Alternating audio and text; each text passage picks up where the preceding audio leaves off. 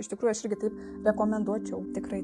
Ypatingai meditacija, nes taip, seminarai yra tam, kad protui suprasti kažką, suvokti kažkokius dalykus, tos, kuriuos tu suvoki galbūt neteisingai, tarkim, gyvenimo eigoje, paneigti tai, o meditacija jau yra išsivalyti nuo tų periodiškai ateinančių tų įkyrių minčių, kurios yra nereikalingos. Suvokimai jie yra labai reikalingi, tai kad realiai tie suvokimai kažkokie nauji, sužinojus kažką tai arba supratus, jie irgi ramina, nes tol, kol tu nesupranti, tol irgi tenai sukas. Šiaip iš esmės yra taip, jeigu pas tave sukasi kažkas tai reiškia arba tu kažko tai nesupranti, arba tu su kažko tai nesutinki, arba tau reikia padaryti kažkokį tai veiksmą, užbaigti kažką tai ir tu šito nedarai. Bet tu norėtum pakeisti, bet tu šito nedarai. Ir tada užsisuka ir sukasi kiekvieną mielą dieną, atimdami iš jūsų energiją. Mintis pasiglemžia labai daug jūsų energijos, jūs realiai pavargstat nuo minčių. Ne fizinis kūnas pavargsta, bet galva pavargsta. Nes fizinį kūną dar, kad jisai pavargtų, dar jį reikia nualinti.